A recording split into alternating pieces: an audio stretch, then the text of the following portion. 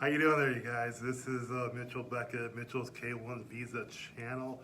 I get already a lot of questions on my private email about how did I do it, right? That's a good question because I know there's a lot of scams out there, especially when it comes to the matters of the heart. Because you got to understand with the heart, there's always issues of love, and sometimes love can really be blind. I see many times online where people are talking about losing, $5,000, $20,000, $50,000 to these scams. These international scam agencies who just take the money, put up a fake profile, or even a real profile of somebody who's scamming many people. So I'm going to make a video for men and women about those issues, but I do want to talk about my story regarding how I made it. Now, when I say how I made it, I'm just meaning that I found happiness online for me. We're going into our 6th year of marriage, so I wanted to share that with people who are asking, hey Mitch, what's your story? How did you avoid all that stuff? So the first thing is, I want to be real humble here. I didn't have this grandiose plan of how I'm going to make sure I'm not being scammed, right? Because I'm an American guy, and we know, like in America, if we want to meet somebody in our neighborhood or meet someone near us, we can probably have dinner that night if I wanted to do that, right? So I looked at Match.com and things of that nature, the local stuff. I just wasn't feeling it. I wanted to find somebody from another place, and that's probably because my dad he worked for the Navy, so I traveled a lot of my life. I probably traveled more years out of America than I have been in America, so it's been a lot of years. So what I did, I found a site that I was interested in, and I went to that site, and there were a lot of beautiful women on that site. So what I did for me, at least, at the time I was 47 years old, I put in the age range for me, 42 to 50, because I wanted someone, even though they're from another country, someone who would have some similarities to me as far as world history, life experience. But I didn't want a young girl. I just didn't. It wasn't for me. I know some guys in my age range are higher, like these young things flying around and then walking around the mall, cute and so on and so forth. That wasn't for me. For me, that would have been a headache. So again, some guys like that, fantastic. I don't. I want a woman who was mature like me, who had experiences like me. So I put in there the 42 to 50. So that I was hoping that would take care of a lot of the young girls from coming to me, because I already know, and you should know this. A man 47, the only reason a girl 25 or 26 would be interested in him isn't because he looks good. This is not a model face. So I already knew that. But even though I put that in there, I still got a lot of emails from women who were much younger than me. I just ignored those. So I just signed up for the site, and I didn't pay anything. That phase was free to sign up, your profile, who you are, so on and so forth, correct? So I did that. And then what happened next was I started looking for someone I wanted to pursue, a woman I felt would be a good match for me. And after about 2 weeks, I probably saw like 700 profiles. And then I saw my wife's profile, and I just thought she was very beautiful, highly educated. Her education was more than mine. I have an advanced degree. She had more than me. We were the same religion. Religion to me, that was important for me as far as the same. If you're atheist, that's great. Find another atheist. If you believe in growing beans every day, that's a religion. Great for you. I try to find somebody who had some similarities. What she didn't have was the same. We didn't have the same language. She didn't speak my language. I did not speak her language. So I wrote a couple letters.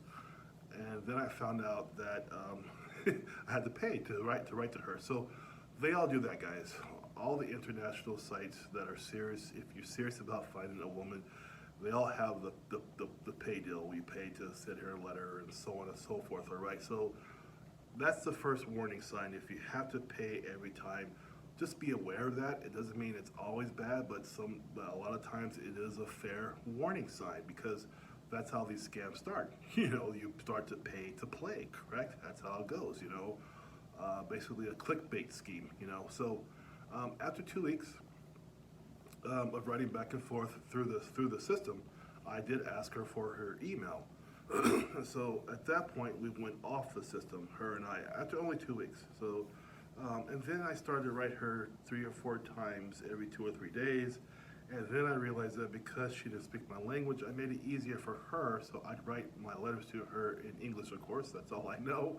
And then I would translate that via Google Translate and send her the translated letter to her. Now, if you know Google Translate, sometimes things don't sound right, but you got to get the basic gist of the letter, and that's what she did. And so that way I learned a lot about her. That was in February, 7 years ago. And so in June, sorry, I got a little cold here. In June, I wanted to meet her, and she wanted to meet me. So I flew to her country. At that time, I had my own business, so I can do what I want to do. My business was going great. I put my assistant manager in charge of my business, and I flew to her country. And it was really cool because at the airport, I met her adult daughter, and I met her. Now, her daughter spoke English, so she was our interpreter, and I met my future wife at the same time. So it was really good. It was such a real deal to me. She was real, so that was great. We talked through Google Translate. We talked to her daughter for 4 days. And so what I liked too was that when I went there, she had a hotel, I had a hotel. I didn't spend any money for her hotel. She did everything on her own. She was the legitimate deal, to me at least, because she paid for her own stuff. And of course, every day we went out to eat, though, I paid for the food, the lunch and dinner. That was fine by me. I think I should do that. That's kind of old-fashioned that way, so I did that. So for the first 4 days, we were with her daughter every day. That was very nice because her daughter was asking me some questions. I was asking her questions, and my future wife kind of helped out a little bit because she knew a little bit of English, not very much though. I knew nothing of her language, so it was kind of like a really fun type of interpreting circus there, shall we say, right? And then on the 4th day, her daughter went to go visit her friends in the capital of the city we were in. So from day 4 till 12, 4 to 13, it was just her and I, my future wife and I, and we used Google Translate. And what was really cool is that you'd be amazed how much you can really communicate without communicating, right? Verbally, right? Because we used Google Translate, did a lot of pointing and stuff, and it was just a fun time. I really enjoyed myself, And also, she proved to me too that she was really conservative in her behaviors, her ways, which is what I wanted. I'm old-fashioned, guys. I'm not into, first 2 nights you're already sleeping with somebody. That's not my style, So it was really about getting to know each other through the Google Translate, through just having fun, and we had a nice time. And so on day 13, I flew back home again. I flew back home after 4 months talking. And after me being there and her daughter seeing me, she understood I was serious, and she was serious too, so that was nice. 4 months later after that, we flew to Cancun, and I flew her to Cancun. I paid for that, no problem there at all, because I wanted to see her. And I met her there. The first night in Cancun, I proposed to her because I wanted her to know that I was serious. I wasn't playing games. I wasn't one of these guys who just want to talk all day long. I know in America you can do that. You can have these long-term online deals. That's fantastic for those guys. For me, it wasn't fantastic. I wanted to be serious, to let her know I'm serious. So I produced a ring, got down on one knee, and I did ask her properly to be my wife. She said yes. We spent 14 days in Cancun. And then 3 months later, I flew back there again because I missed her. I wanted to go see her. So that's kind of like my story there. After that, we started going through the K1 visa process, which I'll explain to you guys more in depth later, but I do have a K1 visa video on here already. It's quite a process. But so my story is, that's kind of how I avoided the scams and everything, you guys. I took her off the platform within 2 weeks, and again, it wasn't because I'm some brilliant guy who just, I wasn't going to get scammed.